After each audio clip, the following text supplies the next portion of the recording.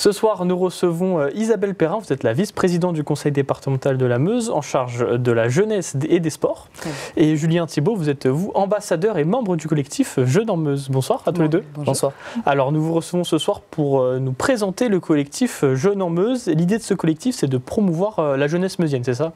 C'est bien ça. Donc le collectif Jeunes en Meuse, il a été mis en place suite à une enquête qui a été diffusée auprès des jeunes meusiens en 2021. Cette enquête, elle a été épluchée et le département a décidé ensuite de monter le collectif des Jeunes en Meuse, donc qui est né en décembre 2022. Donc il y a du chemin qui a été parcouru depuis, vous avez structuré le mouvement et puis là vous recrutez des jeunes pour cette année 2025. L'année dernière, vous étiez une vingtaine. Et quel est l'objectif pour cette année ? Alors cette année, c'est d'atteindre au moins 50 membres. Alors à cette heure-ci, on a une moyenne d'âge d'environ 22 ans et on cherche des profils de 11 à 29 ans. Donc à cette heure-ci, il y a des très jeunes qui ont 13 ans, qui sont collégiens, et les plus vieux d'entre nous ont 29 ans, 28 ans. Et ils sont donc dans la vie active, ils sont jeunes parents pour certains. Donc l'idée, c'est vraiment de recruter tout profil, de tout secteur géographique de toute la Meuse. De toute la Meuse. Et c'était une volonté politique de la part du département de justement promouvoir les jeunes et de promouvoir le département à travers les jeunes. Exactement. Depuis le départ, depuis les nouveaux conseillers, les nouveaux élus et le président du conseil départemental, Jérôme Dumont, c'était vraiment une compétence qui est optionnelle si l'on veut. Mais par contre, on en a fait quelque chose de très important au niveau du département. C'était quelque chose qu'on ne voulait pas lâcher. C'était absolument important d'avoir les jeunes avec nous, de pouvoir avoir leur avis, leur vision du monde, et puis qu'ils puissent aussi communiquer sur le bien vivre en Meuse.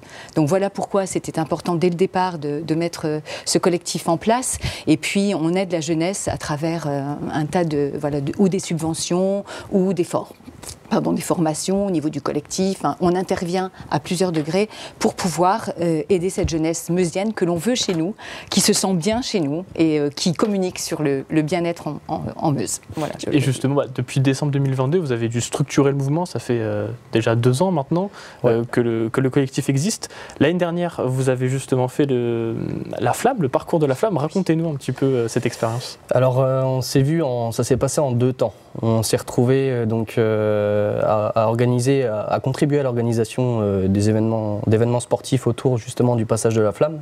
Donc une journée à Varennes-en-Argonne et une journée à Verdun. Et donc c'était vraiment sympa. On a rencontré plein de monde, on s'est senti vraiment inclus dans l'organisation de cet événement. Donc c'est plein de petits projets comme ça qui seront faits grâce au collectif à terme, quoi. C'est vrai que simplement c'est parce que comme je suis aussi vice-présidente au sport, il était important sur une journée comme celle-ci que le collectif soit mis en valeur et on savait à quel endroit effectivement allait passer la flamme. Il y a un gros travail qui s'est fait avec Nicolas Barret qui est au mémorial de Verdun. Les jeunes on est allé un week-end pour rencontrer Nicolas Barret, pour voir un petit peu quel était ce site et ce qu'on voulait mettre en valeur le jour du passage de la flamme. Il y a des propositions qui ont été faites au niveau des jeunes sur l'accueil peut-être des participants, de ceux qui viendraient visiter ce jour-là, sur des lectures de soldats qui seraient faites devant le mémorial. On a rencontré les artistes qui venaient aussi, Lek et Sowat, décorer le mémorial.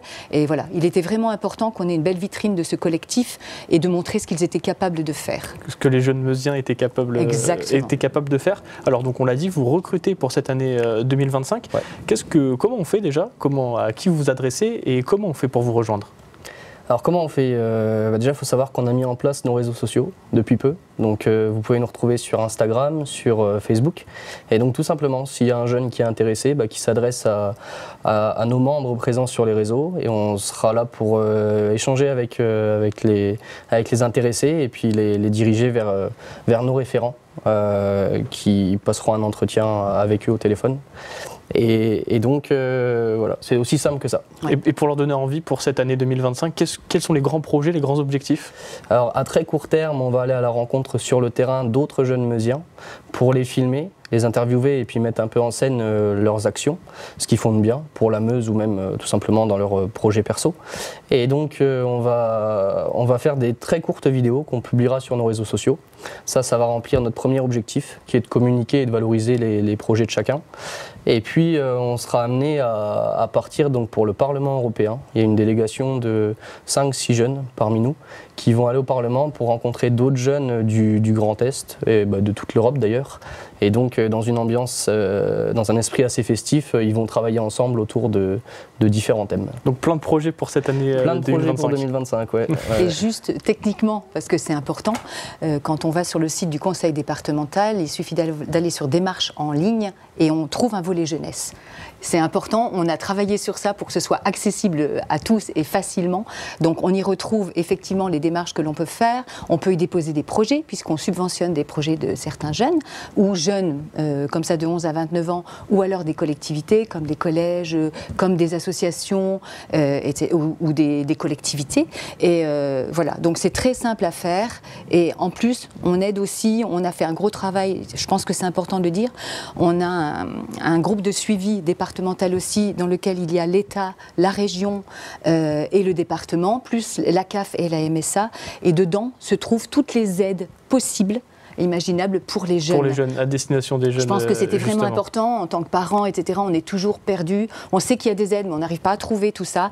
Et on a, voilà, enfin, en tout cas dans les services et notre communication, on a fait un gros travail de simplification pour que les jeunes accèdent vraiment très facilement à ces dossiers. Et puis rapidement, voilà. Et on peut se faire aider. On appelle le département. Il n'y a aucun problème. Il y a Maxime Bien-Aimé qui pourra les accueillir, leur parler, leur expliquer les choses. Et voilà, on est là en soutien. Le message est passé. J'espère. Dernière question peut-être, justement toujours sur cette idée de recrutement et de promouvoir la jeunesse sur le territoire. Concrètement, qu'est-ce que vous faites tous les jours? Il y a des réunions, il y a des visios, comment ça se passe? Racontez-nous un petit peu. On se retrouve, quoi qu'il arrive, 1 à 2 fois par trimestre, à différents points du département, pour que chacun puisse venir. Ça se passe sur une journée ou même sur un week-end. On travaille ensemble. Alors, c'est assez... on travaille, mais c'est quand même assez récréatif, dans le sens où voilà, l'écart d'âge est important. On a entre 11 et 29 ans. Mais en dehors de ces temps où on se retrouve justement ensemble, on travaille en visio, sur un serveur Discord qu'on a mis en place, où on échange aussi bien documents, idées, et on a l'occasion de se voir en visio pour continuer à travailler tout au long de l'année. Et mettre les projets en place pour 2025. Voilà.